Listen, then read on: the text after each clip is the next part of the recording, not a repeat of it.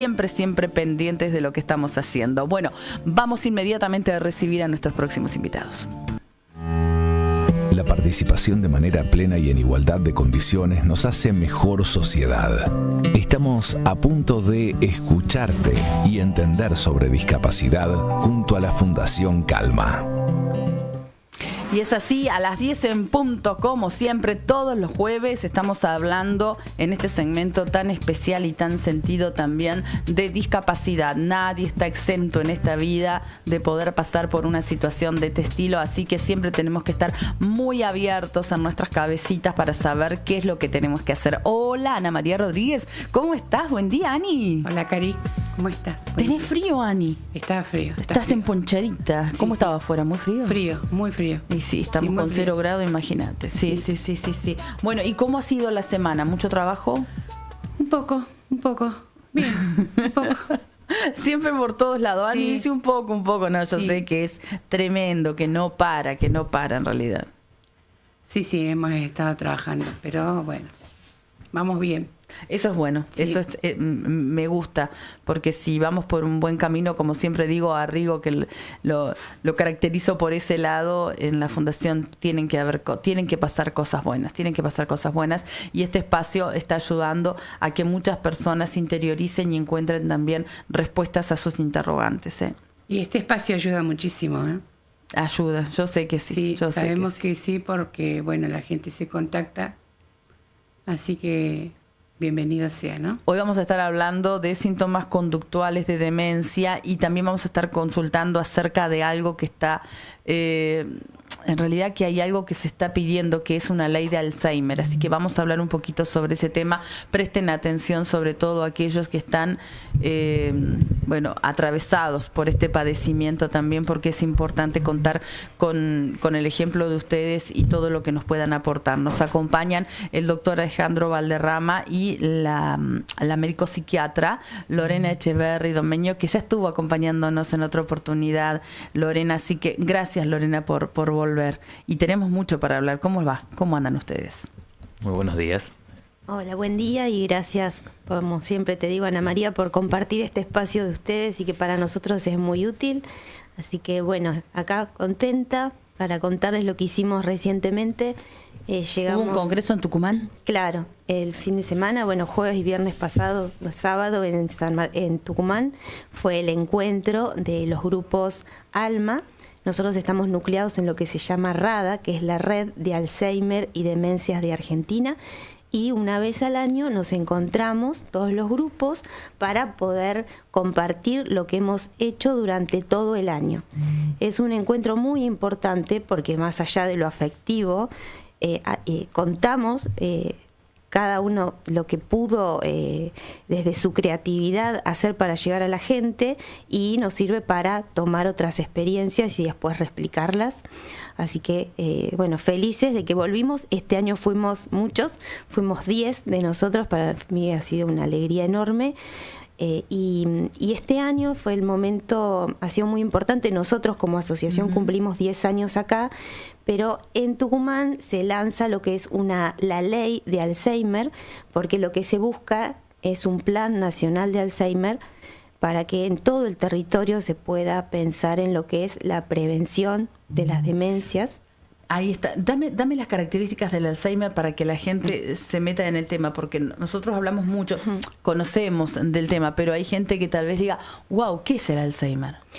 Bueno, son una serie de enfermedades del cerebro degenerativas que generan deterioro cognitivo. Eso lleva a que la persona con el tiempo dependa muchísimo va dependiendo de a poco y después cada vez más de la familia y de un cuidador principal. Como la esperanza de vida ha crecido tanto, cada vez hay más personas mayores y va a haber más y más. Entonces es tan frecuente que te diría que cada uno de nosotros tengamos algún conocido que haya o esté ¿Cuánto pasando tiempo por puede esto. convivir una persona con este tipo de alteración mental? Y generalmente se dice que unos 15, 20 años ya comienzan los primeros síntomas y no nos damos cuenta o no consultamos. Y después, una vez que está el diagnóstico, que hay gente que se la diagnostica y ya está en una fase moderada, pero otra fase leve, El promedio de vida es de 10 a 15 años, ¿sí? Porque uno no muere de Alzheimer, yo siempre lo digo para que la gente no se quede tranquila de otra cosa. Deja de funcionar el corazón, ¿no? Exacto. El tema es que uno como familiar, o si nos toca padecerlo, vamos perdiendo nuestras funciones y nuestra independencia. Entonces dejamos de ser de alguna manera esa persona que somos, y si nos toca como familiar acompañar a alguien con esto, vamos perdiendo ese familiar de alguna forma, porque ese papá, esa mamá... ¿Jóvenes fallecen jóvenes? Si les toca padecer, también a jóvenes, podés tener 40, 45, es menos frecuente, pero en ese caso es mucho más fuerte, ¿no?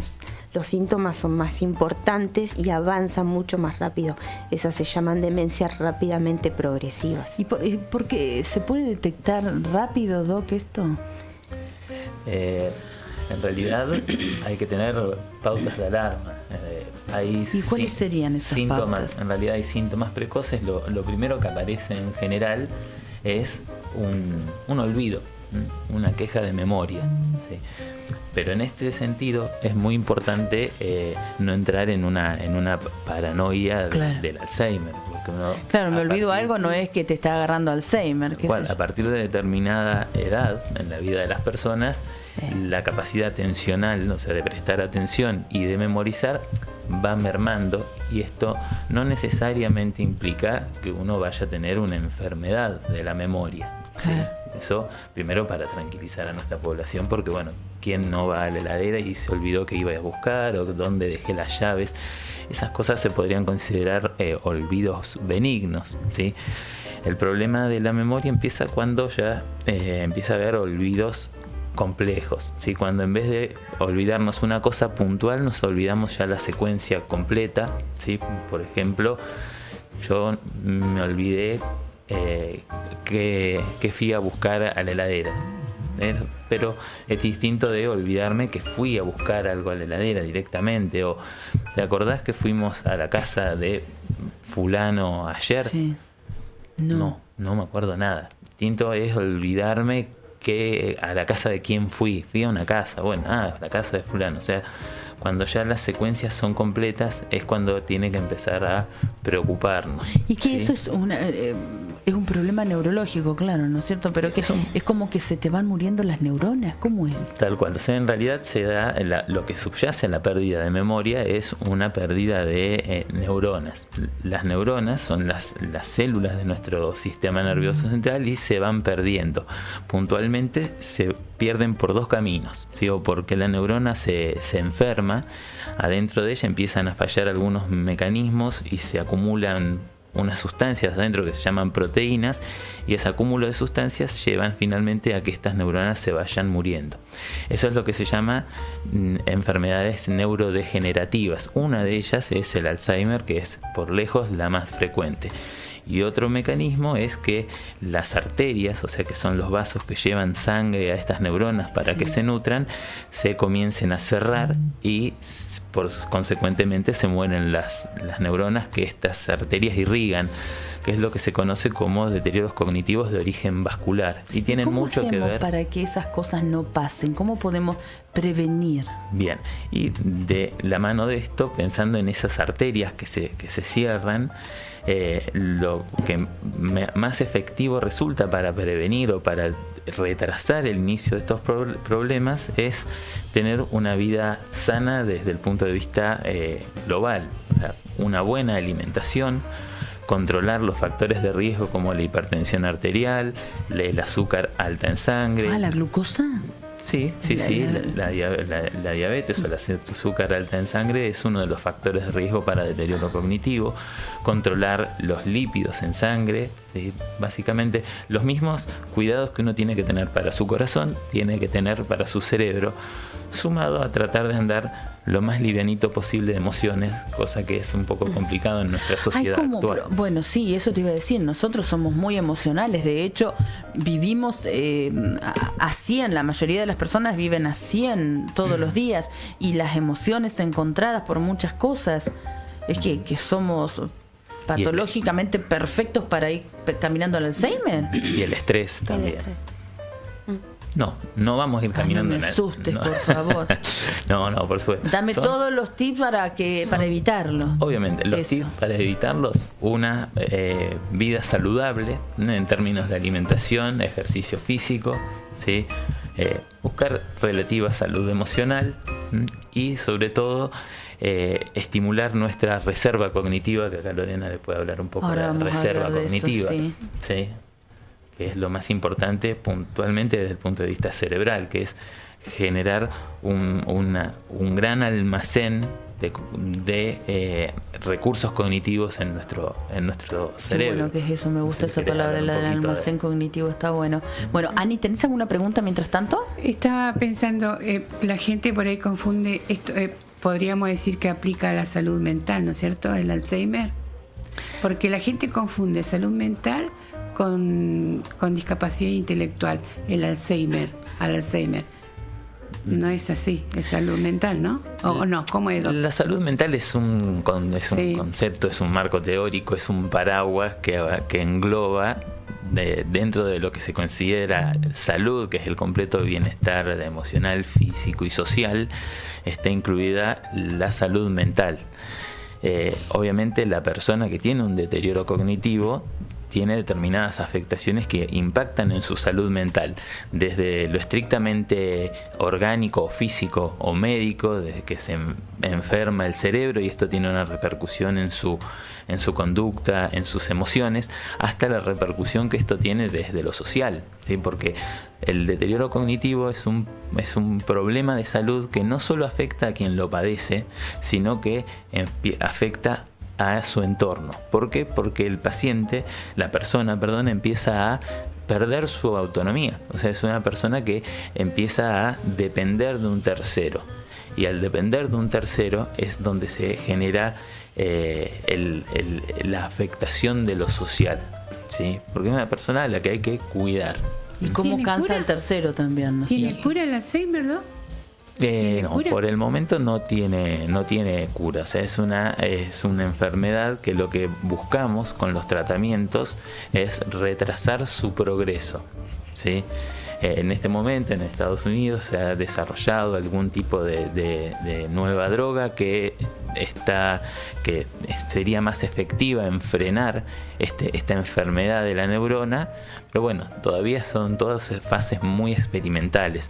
En la actualidad lo que tenemos es el tratamiento farmacológico, que son 2 o 3 fármacos que intentan retrasar el progreso, y sobre todo la estimulación cognitiva y el sostén psicosocial, no solo del paciente, sino de su entorno. Por eso tan importantes son las asociaciones, ¿sí? Tanto la Fundación Calma como Alma Comahue, en donde lo que se busca es brindar apoyo a la familia, ¿sí? Que padece, que tiene un padeciente de estas enfermedades. Cuando hablamos de la cuestión cognitiva, ese trabajo que realiza Lorena, que es neuropsicóloga, con los pacientes, ¿cierto? Claro. ¿Y cuál sería el equipo interdisciplinario con el que trabajaría con una persona con Alzheimer? ¿Hay muchos profesionales trabajando con una persona con Alzheimer? Sí, por lo general se comienza, uno cuando tiene los primeros síntomas puede consultar a su médico clínico, que va a derivar al neurólogo. Entonces el neurólogo solicita ciertos estudios, entre eso una evaluación neurocognitiva, neuropsicológica y estudios de imágenes. Una vez que tenemos esos estudios, que es lo que lo hacen los neuropsicólogos, estos test para medir de forma objetiva el problema de memoria, ahí con ese estudio el neurólogo hace el diagnóstico y dependiendo los síntomas se continúa solo con el neuropsicólogo que hace estimulación, pero muchas veces si este deterioro cognitivo ya está más avanzado y han comenzado los síntomas conductuales, ahí viene la derivación al psiquiatra, que es el que se encarga de controlar esos síntomas conductuales. Al principio, dentro de lo conductual uno puede ver apatía, tal vez algún síntoma de depresión, pero que todavía no es necesario el neurólogo, pero el psiquiatra. Pero luego, justamente que la familia nos informe que hay otros síntomas específicos, no sé, irritabilidad, agresividad, delirios, ahí es cuando aparece la figura del psiquiatra que acompaña. Entonces somos muchos en el equipo acompañando y las asociaciones de familiares acompañando a esa familia, porque ese paciente sí o sí está inserto en una familia y hay un cuidador principal. Entonces todos tienen que estar contenidos. Ahora vamos a meternos de lleno en la segunda parte. Mira, hola Cari, buen día para ti y los invitados. Te comento, para el doctor, mi esposo está haciendo algo, va a buscar algo y se olvida. Le digo, ¿te acordás de? Y dice, no, esto le vino ocurriendo desde que padeció COVID y estuvo grave. ¿Tiene algo que ver? En realidad el COVID fue algo que nos atravesó a todas las disciplinas de la medicina. Todavía se está tratando de entender qué fue lo que sucedió y cuáles son sus consecuencias, ¿sí? Obviamente en un primer momento luego del COVID se vio un fenómeno que se llamaba niebla mental, ¿sí? Que las personas como que estaban como aturdidas, que no podían terminar de pensar bien, no podían terminar de prestar correcta atención, ¿sí? Pero no podemos establecer una línea hoy directa entre esa infección por COVID y los problemas atencionales de este señor. ¿Cuántas cosas que no podemos responder después de todo lo que pasó con el COVID? Por supuesto. Realmente. Sí. Vamos a la pausa, la primera con Fundación Calma, y nos acompañan los doctores Valderrama y también, tengo muchos mensajitos para vos. Te quieren mucho, ¿eh? La gente te manda muchos mensajitos, así que ahora te voy a estar leyendo algo. Ya venimos, ya venimos. 2 grados la temperatura, gente, 2 grados centígrados, pero sobre cero. Así vamos para ver si llegamos a los 10 u 11. Consulta a las fundaciones, ¿en qué pueden ayudar a los familiares? Yo tengo a mi mamá con esta enfermedad, me dice. Y ¿qué se puede hacer? Directamente Alma Comahue, que se ocupa de este tema. Claro, nosotros lo que hacemos es, siempre nuestro fuerte fueron las reuniones terapéuticas, no son reuniones de grupo, que es una vez al mes, esa es la reunión de primera vez, donde vienen y conversamos, coordinado por alguien, algún profesional, y trabajamos sobre cómo se sienten. Lo más común es que la gente cuando llega habla del familiar, del paciente, pero lo que hace Alma es que tomen conciencia de que tienen que hablar en esa reunión de ellos mismos, porque por eso se cuida al cuidador, que es muy difícil, porque uno se centra en cuidar y se olvida de uno mismo. ¿Qué dirección, Lorena? La dirección es La Rioja 627, siempre es el primer martes de mes a las 18 horas. Primer martes de cada mes, 18 horas, en Rioja 627. 627. Buen día, Cari. Quería por este medio agradecer infinitamente el acompañamiento profesional y humano que lleva el doctor Valderrama con mi madre Mirna Carrillo desde que se le declaró Alzheimer. Agradecidos de corazón. Luis, el hijo, te manda un gran abrazo también, ¿eh? Sí. Gracias por leer mi mensaje para el doctor, con respeto. Quisiera saber si es delicado lo que le está ocurriendo a mi esposo. La señora que nos dijo que su esposo se olvidaba de lo que estaba pasando luego del COVID. Lo que nosotros dijimos aquí a la oyente le decimos es que no podemos hacer una conexión entre las secuelas que deja el COVID con el Alzheimer, porque no hay un estudio que lo demuestre, ¿no es cierto? Sí, igual entiendo a lo que va la pregunta de la oyente y no es delicado en estas situaciones o en estos problemas de salud. En realidad el preocuparse no nos ayuda, hay que ocuparse. Posiblemente sea un olvido benigno o alguna causa de distracción.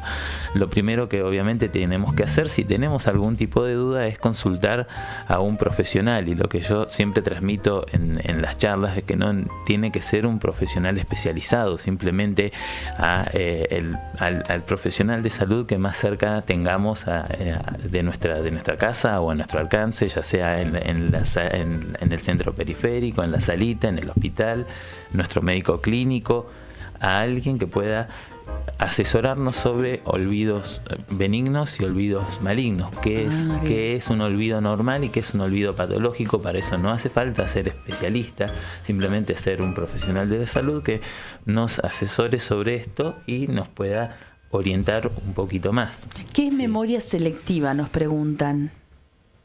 Memoria selectiva. ¿Qué sería? ¿Recordar algunas cosas y no otras? Sí, en realidad es un término un concepto medio, te diría... No, en realidad yo lo he escuchado más como sordera selectiva que eso, amnesia selectiva. No. O sea, como que alguien se olvidaría de determinadas cosas, pero el ponerlo selectivo implica una voluntad de la persona no acordarse. Pero exactamente. No tiene que un ver conocimiento, porque si vos tenés voluntad, tenés conocimiento de algo que vas a hacer, te dirían en lo penal. Buen día, Cari, un ser maravilloso. Lorena, ella hace 5 años nos ayuda en la enfermedad de mi mamá, nos contuvo y nos direccionó de una manera increíble, eternamente agradecida. Mi mami solo se mantuvo 3 años con esta enfermedad y luego falleció. Así que bueno, ahí te dejan también un saludito. Antes de que me olvide, habíamos hablado de reserva cognitiva. Bueno, la reserva cognitiva, ¿qué es? A medida que nosotros tenemos, por ejemplo, mayor nivel educativo, un mejor trabajo, leemos, aprendemos música, hacemos meditación, hacemos ejercicios cognitivos, socializamos, todo eso nos va llevando a que tengamos una mejor reserva. Y esto lo que hace es que retrasa la aparición de una enfermedad degenerativa si es que nos va a suceder, porque a todos, cualquiera nos puede suceder, porque ya hablamos de los factores de riesgo que casi todos estamos expuestos por la vida de hoy, porque por más que nos digan no tenemos que estresarnos, ¿cómo hago para no estresarme en este momento? Muy difícil.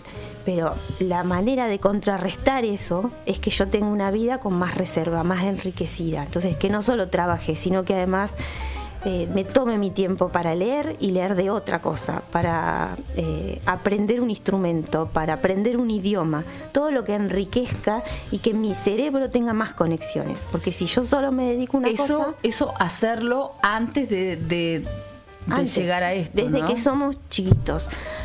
Bueno, justo en el encuentro lo que vimos, se acaba de incorporar una nueva alma a nuestro grupo La Rada, que es de San Juan. ¿Otra provincia? Sí. Nosotros tratamos, aparte de apadrinar otros, porque lo que queremos es que haya más, y que haya en todas las ciudades del país. Y un proyecto precioso que presentaron era en colegios, a través de una obra de títeres. Van pasando por colegios y trabajando justamente todos los factores protectores del cerebro y de riesgo, enseñándole a los niños, porque lo que tenemos que hacer es prevención, porque estos niños de hoy son los que van a ser los que nos van a cuidar, y el día de mañana les puede también tocar a ellos, como a nosotros. Ni hablar. Hola, me dice Cari, yo puse a hacer dulce y me olvidé viendo una peli, me di cuenta por el humo, tengo 73 años. Dios mío. Pero sería, no te asustes, una distracción, sí, que podría haber sido peor, claro, si no fuera porque se dio cuenta por el humo. ¿Será que ahí me estaban preguntando, y no me quería ir sin que preguntarle así, que nos puedan contar, porque sabemos que hay una ley de Alzheimer, ¿cierto? Y se está trabajando en un plan nacional. ¿Qué sería el plan? Muy importante. Llega el 2025 y bueno, a nivel mundial había un compromiso de muchos países de tener un plan nacional, y Argentina aún no está cumpliendo con eso. Entonces este año se reunieron representantes de nuestro país en Buenos Aires, de las distintas asociaciones y especialistas en el tema. Entonces se ha tratado y se intentará, y vamos a lograr que el año que viene, que nos llegue el 2025, sin que haya un plan nacional, para que todo el territorio tenga una ley, así como está ya en Tucumán. Ya se formó el consejo este mes donde se va a trabajar esta ley, hay que reglamentarla. ¿Pero hay una ley nacional? Hay una ley, sí, en Tucumán, del doctor Canelada, y ya este año se ha formado ahora, recientemente, por eso fuimos a la presentación de este consejo. Estaban muchos legisladores, entre ellos el doctor Facundo Manes, que es el que se ha puesto, junto con el doctor Canelada, este tema que a todos, bueno, pasa que, ¿cuál es el ¿Pero qué tema? necesitan, Lorena? Un plan de prevención. Un plan de demencias. prevención que sea asistido por salud pública directamente. Claro, y también que se tenga en cuenta la necesidad después del tratamiento integral que incluya a la familia. Porque esto no lo atienden las obras sociales, ¿verdad? Muy Ni poco, prepagas, muy por ahí poco. puede haber un reconocimiento, sí, pero... Ten en cuenta que al ser una enfermedad tan larga y crónica, ya asusta. Claro, ¿no? sí, Porque sí. tanto para el sistema de salud público como para lo privado, o sea, es la familia que tiene que abordar esto solo es muy complejo.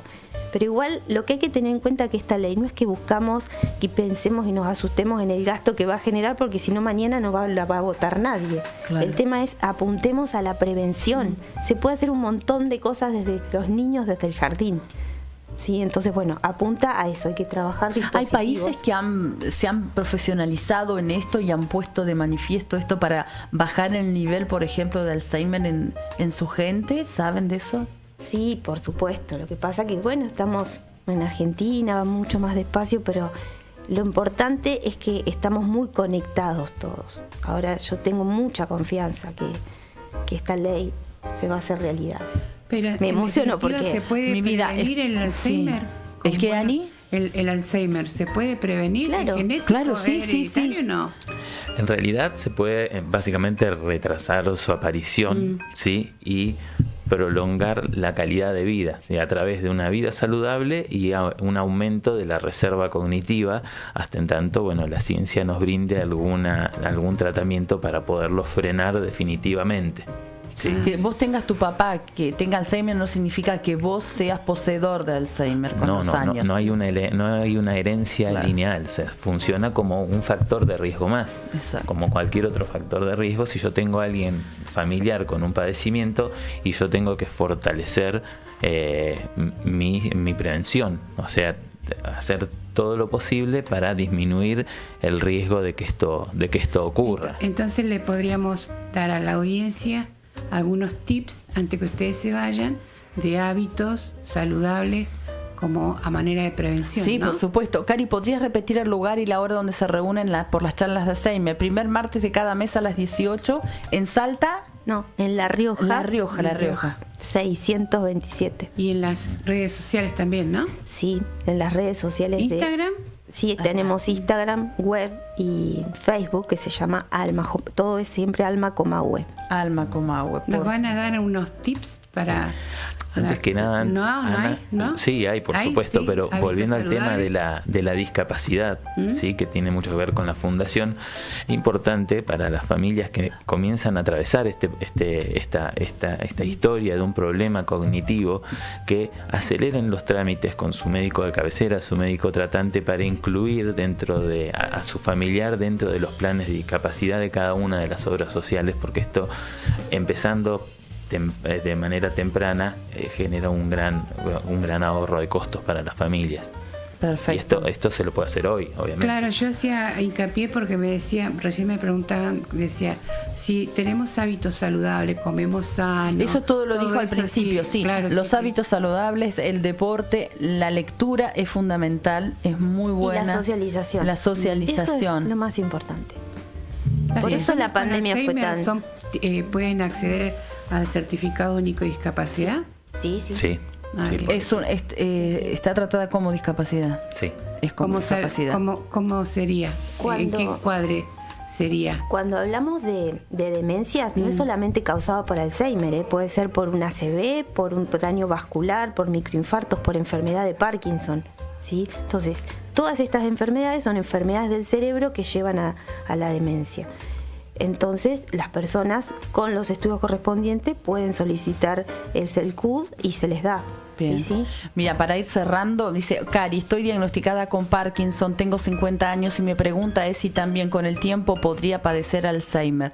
Y lo acabas de responder, ¿no? Necesariamente. A ver, deterioro cognitivo. Con los Deterioro años, cognitivo. los primeros años no, generalmente el Parkinson. Llevan unos 10 años hasta que comienzan los síntomas cognitivos. Pero no es que... A ver, pasa que ahí está la confusión entre demencia y Alzheimer, como si fueran dos cosas Claro. diferentes. Entonces, es alteración cognitiva causada por Alzheimer o causada por Parkinson. Entonces, con el tiempo tenés que cuidar hacer mucha reserva cognitiva para tener mayor velocidad de procesamiento, mayor atención, mayor memoria. ¿Sí? Como tu prevención. Entonces, cuando uno recién está diagnosticado, a veces uno se evalúa, hace estimulación cognitiva, aunque esté bien, pero como una forma de prevenir. Perfecto.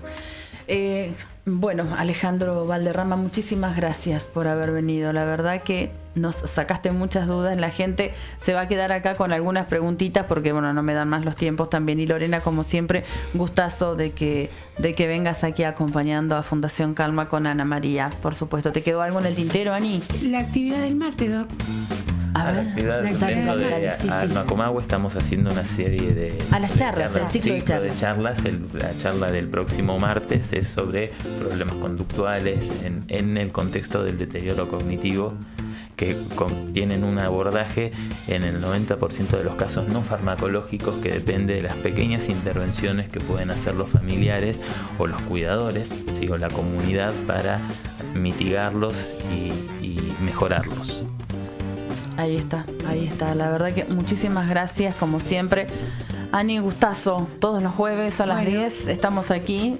Han pasado 35 minutos de la hora 10 y les agradecemos a los dos que se hayan acercado y hayamos podido hablar un poco más de esto que muchas veces queremos no hablarlo o no nos damos cuenta, pero son características muy visibles y de a poquito se van a ir dando cuenta. No hay que tener miedo a ninguna enfermedad, a nada. Hay que saber cómo darse cuenta y obviamente ver a los médicos inmediatamente. No hay otra cosa, ¿verdad? Gracias.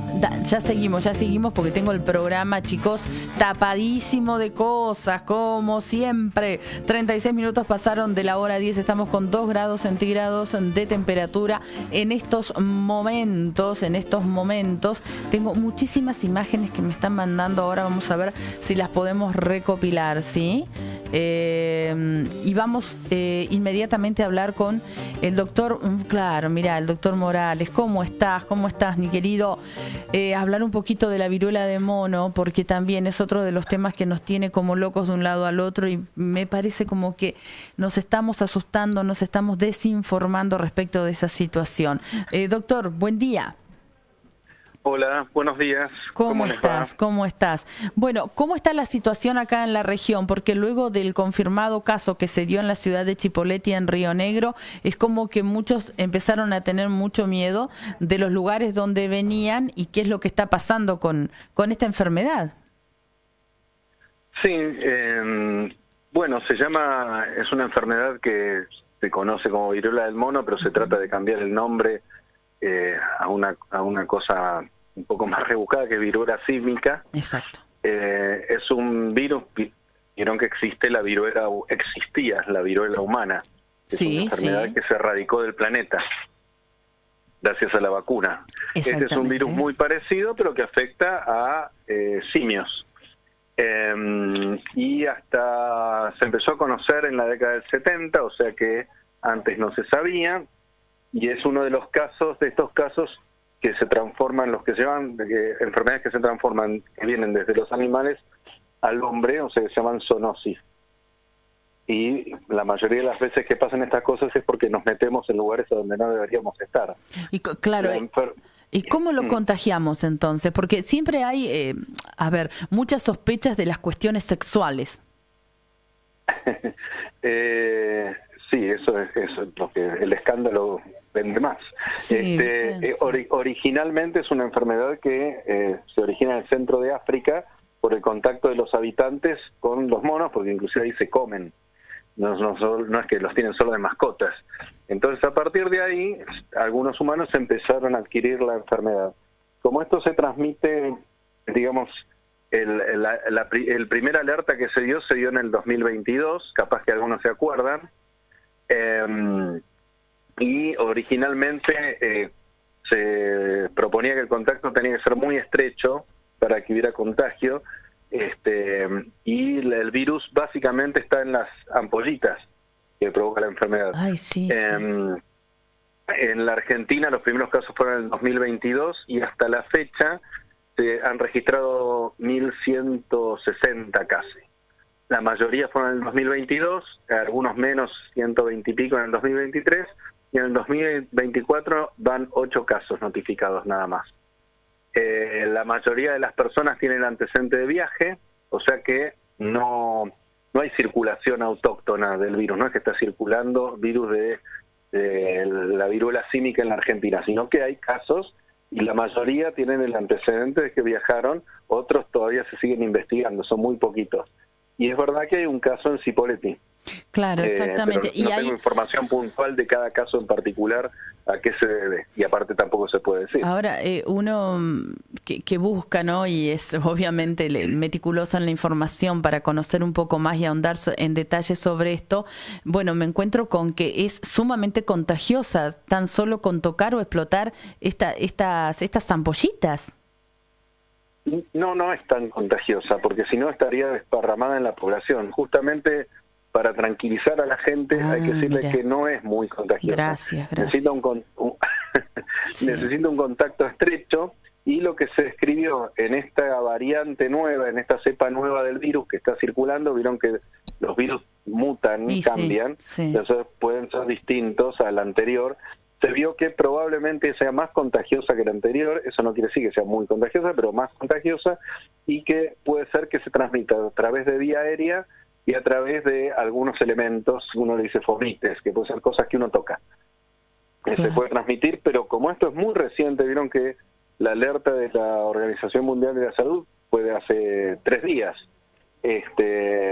Así que no hay casos autóctonos en toda Sudamérica, todos los casos son importados, pero bueno, existe la posibilidad de que alguna persona viaje, venga con la infección y contagie a otra. Eso puede pasar tranquilamente. Hay un barco en cuarentena ahora en Argentina por un caso de una de las personas que venía en ese barco, que supuestamente también venía como inmigrante de aquellos lugares, y el barco quedó en cuarentena antes de bajar al país. No les permitieron, ¿no? Puede pasar.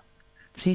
Puede pasar, pero teniendo en cuenta siempre que inclusive aún habiendo reportado, o sea, había más de 1000 casos en el 2022, la enfermedad no se diseminó en la población argentina. Y Adrián, ¿cómo la tratan? ¿Cómo la tratan? ¿Con qué?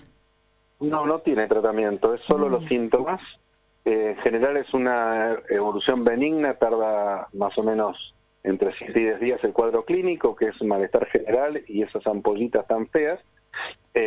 Y la mayoría de las veces se cura sola, aunque eventualmente en algunas personas, por ejemplo, que tengan un inmunocompromiso, que tengan bajas las defensas, puede ser mortal.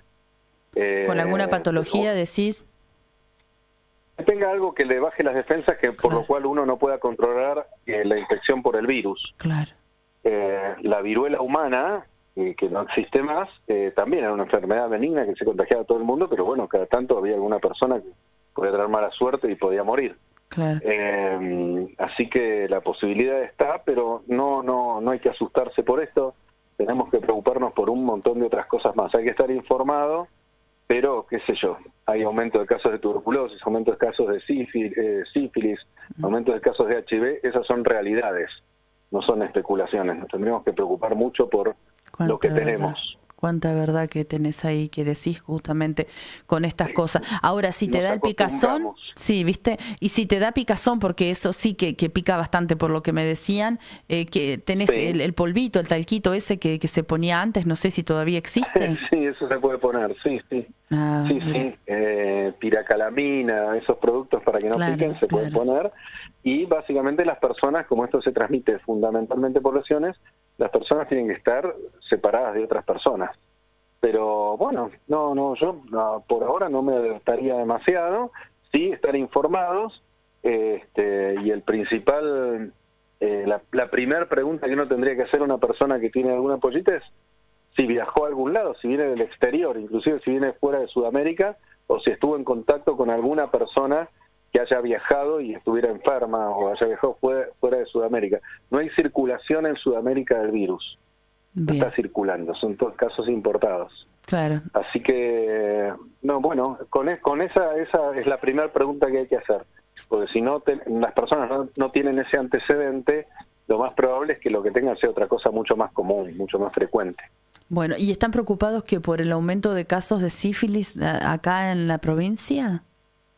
Acá en el servicio de infectología estamos muy preocupados porque aumentan los diagnósticos por laboratorio, que es la forma más confiable de llevar una cuenta, vienen en ascenso desde hace mucho tiempo, acá en la Argentina y en todo el mundo, pero bueno, nos tenemos que preocupar, y acá en Neuquén nos tenemos que preocupar por lo que podemos hacer nosotros. Sí, hay aumentos de casos de sífilis y después de la pandemia, hay aumento de diagnósticos de HIV de presentación más tardía, o sea, de gente que no se ha hecho ver, no se ha hecho análisis, no se ha hecho nada, y llegan con enfermedad más avanzada. ¿Y eso se da entre los más jóvenes, Adrián? Ese dato no lo tengo, pero nosotros vemos de distintas edades. Digamos, a ojo de buen cubero parecería que se están infectando personas más jóvenes, por lo menos es lo que estamos viendo en el servicio, pero no tengo un dato estadístico. Y bueno, y otras enfermedades también. Acabo de leer un reporte que el aumento de los casos de tuberculosis en Córdoba es de un 20%, es una barbaridad. Una enfermedad que tendría que estar controlada. Sí, eso así que yo diría raro, ¿no? En vez de acostumbrarnos a nuestros males, tendríamos que hacer algo. Pero ¿y la tuberculosis por qué? En general está relacionado con la pobreza, y la otra cosa es con la falta de controles, con la falta de seguimientos. Como es una falla del sistema, no tendríamos que tener tuberculosis. Sí, es raro. Pero bueno, fallan tantas cosas que esto también falla. Pero parece que nos acostumbramos a que las cosas no funcionen. Adrián, te mando un abrazo y muchas gracias como siempre por tu predisposición. No, les he alegrado la mañana con todo esto, con el mensaje de optimismo. Por supuesto, no. Gracias, porque en realidad sí, nos estás sacando un gran peso, te puedo asegurar. Bueno, por lo menos la viruela del mono la viruela símica no es para preocuparse tanto todavía por ahora, así que... Bueno, dale. Bueno. Gracias, Adrián, te mando un beso. Gracias. Buen día. Chau, chau. Adrián Morales estábamos hablando, él es jefe de infectología también acá en Neuquén, y la verdad que sí, que nos saca un peso enorme respecto de la viruela del mono. No hay casos confirmados excepto ese único en la ciudad de Chipoleti, son externos, es decir, que vienen del exterior, y sí les puedo confirmar de este barco que está en cuarentena, que ingresó a la Argentina hace pocos días, donde hay un caso confirmado. Entonces obviamente se resguarda a todas las personas que tuvieron contacto, y hasta que no estén todos certificados de que no pasa nada, no bajan de ese barco. Es así de clarito. Vamos a la pausa, punto de segunda temporada, ya venimos.